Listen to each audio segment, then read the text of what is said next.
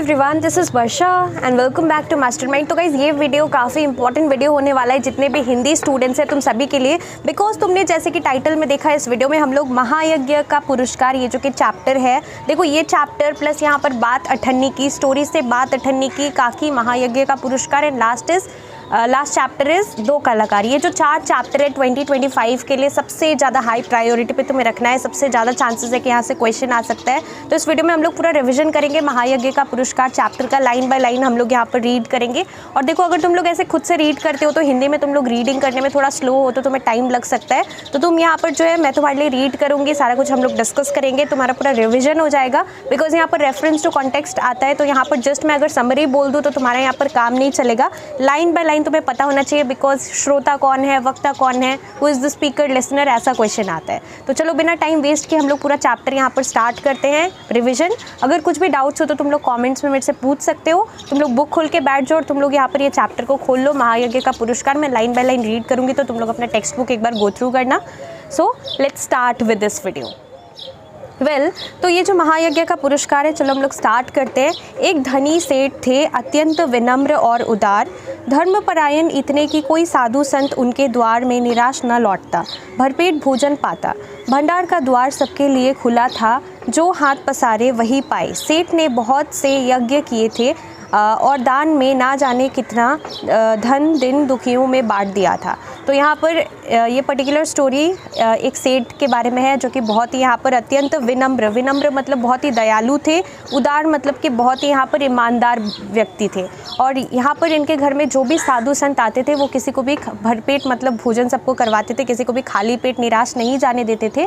पर धीरे धीरे करके अभी आगे हमें पता लगेगा कि एक ऐसा समय आता है कि उनको गरीबी का मुँह देखना पड़ता है। तो हम लोग आगे रीड करते हैं। पर सब दिन होत ना एक समान, ये लाइन याद रखना, पर सब दिन होत ना एक समान मतलब सब दिन एक जैसा नहीं रहता। आकस्मिक दिन फिरे और सेठ को गरीबी का मुंह देखना पड़ा, मतलब अच्छे दिन मतलब ख़राब दिन में बदल गए और उनको यहाँ पर गरीबी का मुंह देखना पड़ा, क्योंकि वो सारा धन जो भी था सब कुछ यहाँ पर जो भी उनके घर आता था सब पे लुटा देते थे।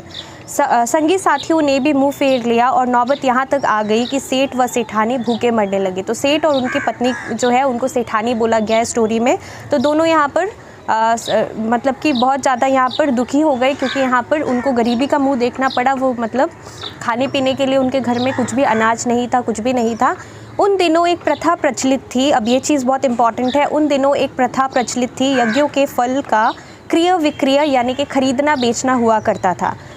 छोटा बड़ा जैसा यज्ञ होता उनके अनुसार मूल्य मिल जाता। जब बहुत तंगी हुई तो एक दिन सेठानी ने कहा, ना हो तो एक यज्ञ ही बेच डालो।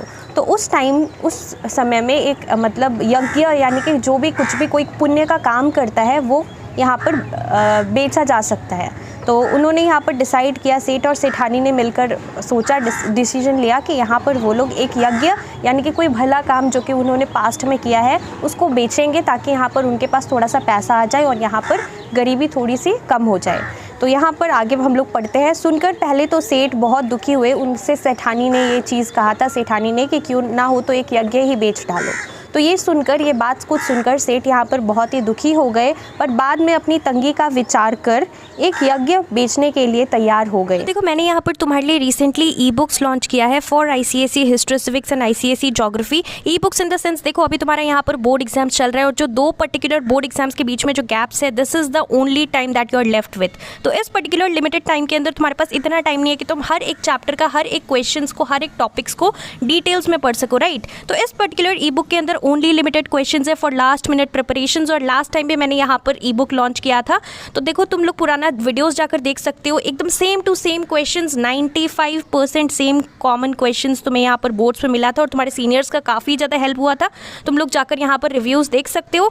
तो गाइज मैं तुम्हें ये बता दूँ कि यहाँ पर प्राइस क्या है। हिस्ट्री सिविक्स का प्राइस है 135 एंड सेम प्राइस है तुम्हारा ज्योग्राफी का भी। और यहाँ पर देखो यूट्यूब पर काफ़ी सारे ऐसे कोर्सेज लॉन्च हो रहा है, बट यहाँ पर मैं तुम्हें ये बता दूँ कि अगर तुम इतना लंबा यहाँ पर कोर्सेज का एक्सप्लेनेटरी वीडियोस देखते हो सब चैप्टर्स का, तो तुम्हारा यहाँ पर टाइम ऐसे ही वेस्ट हो जाएगा। हमारे पास बहुत ही लिमिटेड टाइम है और यहाँ पर तुम्हें सेल्फ स्टडी करना काफ़ी ज़्यादा इंपॉर्टेंट है। तो यहाँ पर मैंने तुम्हें यहाँ पर क्वेश्चन एंड आंसर्स प्रोवाइड कर रखा है इस पर्टिकुलर ई बुक के अंदर। Best part is that it is a handwritten ebook और इसके अंदर तुम्हें कोई मिस्टेक्स नहीं मिलेगा। क्वेश्चन है, आंसर्स है विद सोल्यूशंस, जितना भी तुम्हारा बोर्ड लेवल का क्वेश्चन है जो कि यहाँ पर ओनली इंपॉर्टेंट क्वेश्चन है जो कि 2025 में आने वाला है।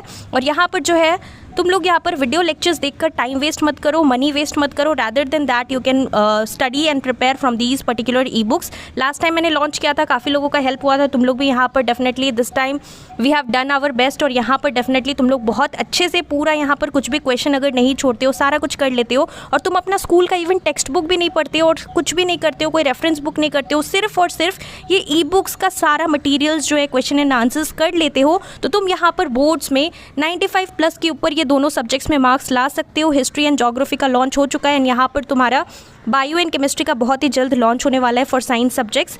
तुम्हें लेना कैसे है, डिस्क्रिप्शन बॉक्स के अंदर ई बुक का लिंक है, तुम लोग जाकर सिंपली वहाँ से ई बुक ले सकते हो। तो डिस्क्रिप्शन बॉक्स में गाइज लिंक है, जरूर चेकआउट करना, काफ़ी ज़्यादा तुम्हारे लिए हेल्पफुल होगा यहाँ पर फॉर ICSE 2025 बोर्ड्स प्रिपरेशन। सेठ के यहाँ से 10-12 कोस की दूरी पर कुंदनपुर नाम का एक नगर था।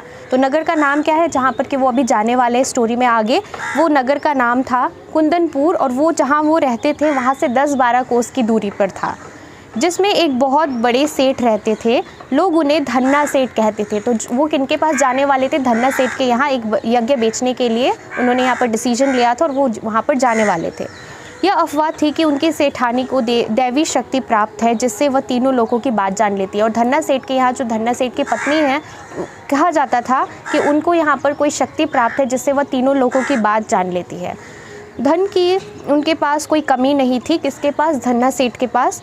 विपदग्रस्त सेठ ने उन्हीं के हाथ एक यज्ञ बेचने का विचार किया। विपदग्रस्त मतलब विपत्ति में फंसे सेठ ने उनके हाथों एक यज्ञ बेचने का फैसला किया। अब दूर की मंजिल थी तो सेठानी जैसे तैसे पड़ोसी से थोड़ा सा आटा मांग लाती है और रास्ते के लिए 4 मोटी मोटी रोटियां बना पोटली में बांधकर सेठ को दे देती है। कितनी रोटियां देती है, 4 रोटी, याद रखना। सेठ बड़े तड़के उठे और कुंदनपुर की ओर चल दिए। नाम याद रखना, धन्ना सेठ के यहाँ जा रहे थे, वो 10-12 कोस की दूरी पर था और कुंदनपुर नाम का वो नगर था। गर्मी के दिन थे उस समय गर्मी के दिन थे। सेठ ने सोचा कि सूरज निकले जब तक मैं जितना रास्ता पार कर लूँ उतना ही अच्छा है। यह सोचकर वे खूब तेज़ी से चले, लेकिन आधा रास्ता पार करते करते धूप में इतनी तेज़ी आ गई कि चलने में कष्ट होने लगा। पसीने से उनकी सारी देह लथपथ हो गई और भूख भी सताने लगी। तो अब यहाँ पर वो सोचे थे कि आधा रास्ता वो धूप निकलने से पहले ही सुबह सुबह जल्दी उठकर गए थे कि आधा रास्ता वो धूप स्टार्ट होने से पहले पार कर ले ताकि बाद में कष्ट ना हो। लेकिन क्या हुआ कि यहाँ पर बहुत तेज़ी से धूप आने लगी और वो उनका देह पसीने से लथपथ हो उठा और उन्होंने यहाँ पर सामने वृक्षों का एक कुंज और कुआं देखकर सेठ ने विचार किया कि यहाँ थोड़ी देर रुककर भोजन और विश्राम कर लेना चाहिए। यह सोच वे उस कुंज की ओर बढ़े। पोटली से लोटा डोर निकालकर पानी खींचा और हाथ पैर धोए। उसके बाद एक लोटा पानी ले एक पेड़ के नीचे आ बैठे और खाने के लिए रोटी निकालकर तोड़ने ही वाले थे तो क्या देखते हैं, निकट ही कोई हाथ भर की दूरी में एक कुत्ता पड़ा छटपटा रहा है। बेचारे का पेट कमर से लगा था। इसका मतलब वो इतना कमज़ोर दुर्बल हो गया था कि वो उठ नहीं पा रहा था। पेट कमर से लगा था मतलब वो चाह रहा था उठने का, लेकिन वो उठ नहीं पा रहा था क्योंकि कमजोरी के कारण। सेठ को रोटी खोलते देख वह बार बार गर्दन उठाता, पर दुर्बलता के कारण उसकी गर्दन गिर जाती। तो वो सेठ को जबकि खाने के लिए जब वो रोटी निकाल रहे थे सेठ, तो वो उनको देखता है, जो कुत्ता है वो देखता है लेकिन मुंह उठाता है, लेकिन वो दुर्बलता के कारण बार बार उसका जो गर्दन है वो नीचे गिर जाता है। यह देख सेठ का हृदय दया से भर आया, क्योंकि सेठ हमने स्टार्टिंग में ही पढ़ा है बहुत ही दयालु व्यक्ति थे, तो उनको उस कुत्ते को देखकर, उस हालत में देखकर बहुत दया आती है। बेचारे को कई दिन से खाना नहीं मिला दिखता, तभी तो यह हालत हो गई है। सेठ ने एक रोटी उठाई, अब ये यहाँ पर पहली रोटी है, टोटल ये 4 रोटी उनके पास थी, राइट। तो सेठ ने पहली रोटी जो है एक रोटी उठाई और टुकड़े टुकड़े कर कुत्ते के सामने डाल दी। कुत्ता भूखा तो था ही, धीरे धीरे सारी रोटी खा गया। अब उसे उसके शरीर में थोड़ी जान आई दिखाई दी। वह मुंह उठाकर सेठ की ओर देखने लगा। तो पहले कुत्ता मुंह नहीं उठा पा रहा था, पर पहली रोटी देने के बाद, खिलाने के बाद सेठ ने जब उसको पहली रोटी सामने टुकड़े टुकड़े कर ढाल दी तो वह उसको खाकर अब मुंह उठाने लग गया। उसकी आंखों में कृतज्ञता थी। कृतज्ञता का मतलब यहाँ पर उपकार मानने वाला भाव, मतलब वो बहुत कुत्ता उसको एक तरह से उपकार मान रहा था, एहसान मान रहा था कि उन्होंने उसको रोटी खिला दी। सेठ ने सोचा कि एक रोटी इसे और खिला दूँ। अब ये दूसरी रोटी क्या सोचकर, मतलब क्या विचार कर कर उसको दूसरी रोटी खिलाएंगे, ये भी तुम्हें याद रखना है। तो फिर वो चलने फिरने योग्य हो जाएगा। पहली रोटी वो उसको देखकर दया आती है तो वो खिलाते हैं। सेकंड रोटी वो क्यों खिलाते हैं? ताकि वो चलने फिरने योग्य हो जाए। यह सोचकर सेठ ने एक और रोटी टुकड़े टुकड़े करके उसे खिला दी। 2 रोटियां खाने के बाद कुत्ते के शरीर में शक्ति आ गई और वह खिसकता सेठ के समीप आ गया। 2 रोटियों को खाने के बाद पहले वह मुंह उठाने लगा। मुंह पहले उठा रहा था तो उसका गर्दन गिर जा रहा था। सेकंड टाइम जबकि वो रोटी खाया तो धीरे धीरे खिसकता वो सेठ के समीप, मतलब कि सामने आ गया। सेठ ने देखा कि अभी भी वह अच्छी तरह चल नहीं पा रहा है। आसपास कोई बस्ती भी दिखाई नहीं दे रही। सेठ ने सोचा एक रोटी इसे और दे दूँ तो फिर वह अच्छी तरह चल फिर पाएगा। तो सेठ के पास 4 रोटियां थी। तीसरी रोटी में वो डिसाइड करते हैं कि उसको खिला दे, ताकि यहाँ पर आसपास कोई बस्ती दिखाई नहीं दे रही, तो अगर वो उसे खिला देंगे तो अच्छे से चलने फिरने योग्य हो जाएगा और कहीं बस्ती तक पहुँच जाएगा। यह सोचकर सेठ उसको तीसरी रोटी भी खिला देते हैं और वह खुद के बारे में बोलते हैं, मेरा क्या है, जैसे 2 खाई वैसे 1, थोड़ी देर में कुंदनपुर पहुंच ही जाऊंगा। सेठ ने तीसरी रोटी उठाई और कुत्ते को खिला दी। अब 1 रोटी बची थी। 4 रोटी में से 3 रोटी उन्होंने कुत्ते को खिला दी थी। अब 1 रोटी बची थी। उसे लेकर वे स्वयं खाने ही वाले थे कि सेठ ने देखा कुत्ते की आँख अब भी उनकी ओर जमी हुई थी।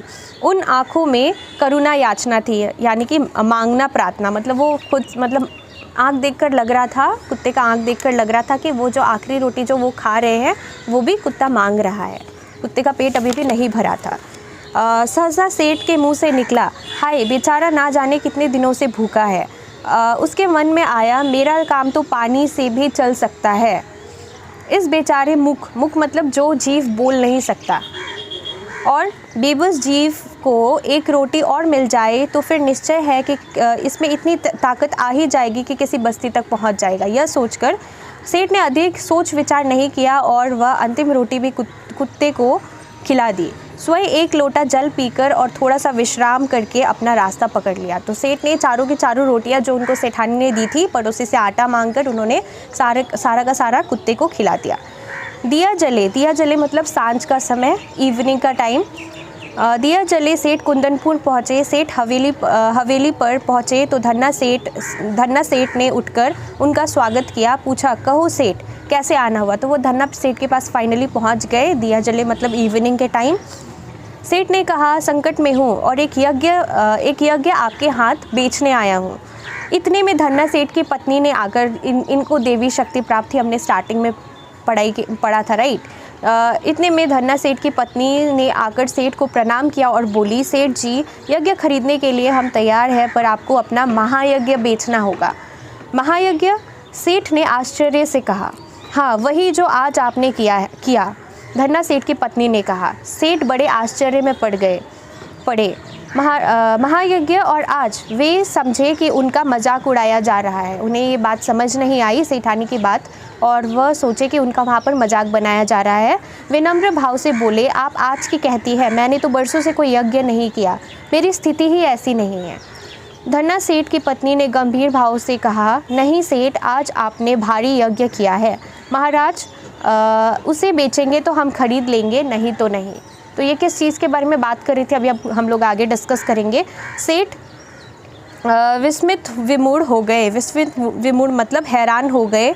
उन्हें निश्चय हो गया कि इन लोगों को यज्ञ खरीदना नहीं है, इसलिए ऐसी बात की जा रही है। तो वे समझ ना पाए कि एक्चुअली में सेठानी, धन्ना सेठ की पत्नी उनसे क्या बोल रही है। सेठ ने खिन्न मतलब गुस्से से कहा, सेठानी जी हंसी छोड़िए, काम की बात कीजिए। बरसों से मैंने यज्ञ नहीं किया, आप आज की कहती हैं। फिर नेक्स्ट पेज में लिखा है, सेठानी ने समझाया कि आज रास्ते में स्वयं ना खाकर, तो वो इस चीज़ के बारे में डिस्कस कर रही थी, जो चारों रोटी वो कुत्ते को दया की दृष्टि से कुत्ते को देखते हैं और सारा रोटी जो है खिला देते हैं। सो सेठानी ने समझाया कि आज रास्ते में स्वयं ना खाकर चारों रोटियां भूखे कुत्ते को खिला दी, या महायज्ञ नहीं तो और क्या है। यज्ञ कमाने की, अब ये लाइन याद रखना, ये लाइन तुम्हारा काफ़ी इंपॉर्टेंट है, तुम लोग एक्सपेक्ट कर सकते हो कि यहाँ से शायद आ सकता है, मतलब पहले प्रीवियस ईयर में भी ये आया है, तो जो लाइन्स इंपॉर्टेंट है मैंने बता दिया। तो यज्ञ कमाने की इच्छा से धन दौलत लुटाकर किया गया यज्ञ सच्चा यज्ञ नहीं होता। निस्वार्थ भाव से किया गया कर्म ही सच्चा यज्ञ महायज्ञ है। इसका मतलब अगर हम यज्ञ कमाने की इच्छा से अगर कोई भी यज्ञ करेंगे, मतलब यज्ञ मतलब कहीं भी किसी का अगर हम लोग हेल्प कर रहे हैं तो जानबूझकर करेंगे कि हमें यहाँ पर पुण्य मिले, तो वो एक्चुअल में यज्ञ नहीं होता। निस्वार्थ भाव से किया गया कर्म, जो कि हम लोग अच्छा कुछ काम करते हैं, निस्वार्थ मतलब जिसमें हमारा कोई भी ऐसा इंटेंशन नहीं होता है कि मतलब हमारा कोई पर्पस नहीं है, मतलब हमें यहाँ पर पुण्य नहीं कमाना, लेकिन हम लोग किसी को देखकर ऐसे दया फील करते हैं और हम लोग किसी को कुछ दे देते हैं, कुछ हेल्प कर देते हैं, तो वो एक्चुअल में यज्ञ महायज्ञ है। क्या आप इसे बेचने के लिए तैयार है? सेठ मानो आसमान से गिरे, मतलब बहुत ज़्यादा हैरान हो गए, चौंक गए। भूखे को अन्न देना सभी का कर्तव्य है, उसमें यज्ञ जैसी क्या बात है। तो सेठ का ये सोचना था कि उसने जो किया, उन्होंने जो किया, जो कि उन्होंने एक कुत्ते को खाना दिया, रोटी खिलाई, वो कोई यज्ञ नहीं है, वो हम सभी का कर्तव्य है। क्या विचार है सेठ जी, यह यज्ञ बेचना है कि नहीं? सेठानी ने पूछा। सेठ ने उत्तर नहीं दिया, चुपचाप पोटली उठाई और हवेली से बाहर चले आए। उन्हें मानवोचित कर्तव्य का मूल लेना उचित न लगा। उनका मानना था कि ये हम सभी का, जितने भी मानव है, मतलब जितने भी ह्यूमन बींग्स हैं, सभी का कर्तव्य है कि कोई भी भूखा इंसान है या भूखा जानवर है तो हमें उनको खाना देना चाहिए। तो यहाँ पर आगे हम लोग पढ़ते हैं, कुंदनपुर की धर्मशाला के चबूतरे पर भूखे पेट जैसे तैसे रात बिताकर पौ फटे मतलब सूर्योदय, वहाँ से चलकर अगले दिन शाम को सेठ अपने घर आ पहुँचे। अब सेठ यहाँ पर खाली हाथ अपने घर आ गए। सेठानी बड़ी बड़ी आशाएं लगाई बैठी थी। सेठ को खाली हाथ वापस आई देख आशंका से काँप उठी, बोली क्यों धन्ना सेठ नहीं मिले? तो सेठानी जी जो उनकी पत्नी है सेठ की, वो उनसे पूछती है कि क्यों धन्ना सेठ नहीं मिले। सेठ ने आद्योपांत सारी कथा सुनाई, यानी कि प्रारंभ से अंत तक, स्टार्टिंग से लेके सब कुछ पूरी बात उनकी पत्नी को बताई। सुनकर सेठानी की सारी वेदना जाने कहाँ विलीन हो गई, मतलब सारी उम्मीद उनकी जो उन्होंने उम्मीद लगाकर बैठा था, वो सारा कुछ उनका उम्मीद में पानी फिर गया। हृदय उल्लासित हो उठा, विपत्ति में भी सेठ ने धर्म नहीं छोड़ा, धन्य है मेरे पति। सेठ के चरणों की रजमस्तक पर लगाते हुए बोली, धीरज रखे, भगवान सब भला करेंगे। रात का अंधकार फैलता जा रहा था। सेठानी उठकर दिया जलाने के लिए दलान एक एरिया है जहाँ पर कि वो दिया जलाने के लिए जाती है। दलान में आई तो रास्ते में किसी चीज़ से ठोकर लगी। किसको ठोकर लगी? सेठ जी की पत्नी सेठानी को किसी चीज़ से ठोकर लगी। गिरते गिरते वो बची, संभल कर आले तक पहुंची और दिया जलाकर नीचे की ओर निगाह ढाली तो देखा कि दहलीज के सहारे एक पत्थर उठा हुआ ऊंचा हो गया है, कि जिसके बीचों बीच एक लोहे का कुंडा है। तो जब वो देखती है तो एक पत्थर जो है ज़मीन से ऊपर उठ गया है और वहाँ पर उसके बीचों बीच, उस पत्थर के बीचों बीच एक कुंडा लगा हुआ है। कुंडा मतलब जैसे हम लोग दरवाज़ा खोलते हैं तो जो कुंडी होता है, वो यहाँ पर कुंडा लगा हुआ है। इसी कुंडे से उन्होंने ठोकर खाई थी, तो इसी से उनके पैर में लग गया था। शाम तक तो वहाँ पत्थर बिल्कुल उठा भी नहीं था। अब यह अकस्मात कैसे उठ गया? अकस्मात मतलब अचानक से कैसे उठ गया? सेठानी भौचक्की सी खड़ी रही, फिर सेठ को बुलाकर बोली, देखो तो यह पत्थर यहाँ कैसे उठ गया। अब ये बात वह सेठ जी को बताती है, सेठ को। सेठ भी अचरज यानी कि हैरान हो गए, अचरज में पड़ गए। दिए की टिमटिमाती रोशनी, क्योंकि वो दिया जलाने जा रही थी, सो दिए की टिमटिमाती रोशनी में उन्होंने ध्यानपूर्वक, मतलब ध्यान से उन्होंने देखा तो पता चला कि वह तो किसी चीज़ का ढकना है। ढकना मतलब ढक्कन जैसा है। आखिर यह माजरा क्या है? सेठ ने कुंडे को पकड़कर खींचा तो पत्थर उठ आया और अंदर जाने के लिए सीढ़ियाँ निकल आई। अब जब सेठ वो कुंडे को खींचता है तो वहाँ पर नीचे सीढ़ियाँ सीढ़ियाँ आ जाती है, मतलब एक तरह से कोई गोडाउन या कोई, तुम लोग समझ सकते हो कि कुछ गुफिया चीज़ है। सो सावधानी से सेठ और सेठानी दिया हाथ में लिए उतरे। दिया लेकर वो नीचे उतरते हैं सीढ़ियों से। कुछ सीढ़ियाँ उतरते ही इतना प्रकाश सामने आया कि उनकी आंखें चौधियाने लगी। मतलब थोड़ा ही नीचे कुछ 1-2 सीढ़ी वो लोग नीचे जाते हैं तो अचानक से इतनी रोशनी हो जाती है कि उनके आंख में लगने लगता है। जबकि अचानक से हम लोग डार्क जगह से रोशनी वाली जगह में जाते हैं या फिर रोशनी वाली जगह से डार्क में जाते हैं तो हमें थोड़ा अलग सा लगता है आँख में, तो वैसे ही उनके आँख में शाइनिंग लाइट लगने लगा। सेठ ने देखा वह एक विशाल तहखाना था। तहखाना मतलब एक तरह से गोडाउन जैसा था और जवाहरातों से जगमगा रहा था, यानी कि ज्वेलरी से जगमगा रहा था। देव की इस माया का रहस्य उनकी समझ में नहीं आया। दोनों निस्तंभ खड़े थे। तभी अदृश्य पर स्पष्ट स्वर में उन्हें सुनाई दिया। कोई एक आवाज़ आती है अचानक से, ओ सेठ, स्वयं भूखे रहकर अपना कर्तव्य मानकर प्रसन्नचित्त तुमने मरणासन कुत्ते को 4 रोटियां खिलाकर उसकी जान बचाई। उस महायज्ञ का यह पुरस्कार है। तो एक तरह से ये भगवान की लीला थी और उन्होंने यहाँ पर उनको एक पुरस्कार यानी कि गिफ्ट दिया था, पुरस्कार दिया था। किस चीज़ का पुरस्कार? उन्होंने ये जो महायज्ञ किया था उसका यह पुरस्कार था। सेठ और सेठानी इस दिव्य वाणी को सुनकर कृत हुए। वही धरती पर माथा टेककर उन दोनों ने भगवान के चरणों में प्रणाम किया। और इसको यहाँ पर लिखा किसने है? ये स्टोरी को यशपाल जी ने। तो ये बेसिकली एक स्टोरी है। यहाँ पर बोला गया है कि कैसे यहाँ पर जो उस टाइम के ज़माने में यज्ञ के फलों का क्रय विक्रय यानी कि खरीदना बेचना हुआ करता था। वह धन्ना सेठ के यहाँ कुंदनपुर नाम के एक नगर में जाते हैं, जो कि कुछ 10-12 कोस की दूरी पर है। और यहाँ पर क्या होता है, जब वो वहाँ पर जाते हैं तो उसको रास्ते में एक यहाँ पर कुआं मिलता है, कुंज मिलता है। वो वहाँ पर थोड़ा सा विश्राम करने के लिए और यहाँ पर रोटियाँ खाने के लिए रुकते हैं। तो उनको एक कुत्ता दिखता है। धीरे धीरे कर 4 रोटियां वह कुत्ते को खिला देते हैं। फिर जब वह कुंदनपुर पहुंचते हैं तो धन्ना सेठ की पत्नी सेठानी उन्हें बोलती है कि मुझे यहाँ पर आज आपने जो यज्ञ किया है, महायज्ञ किया है, अगर आप बेचेंगे तो हम खरीदेंगे, नहीं तो हमें यहाँ पर यज्ञ नहीं खरीदना।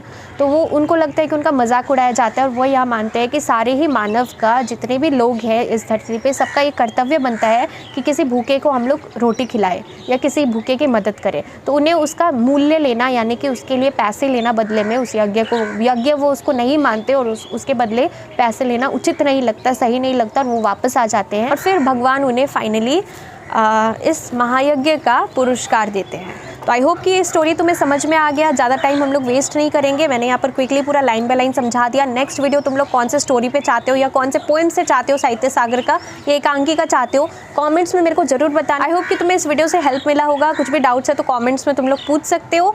All the best. Thank you so much for watching.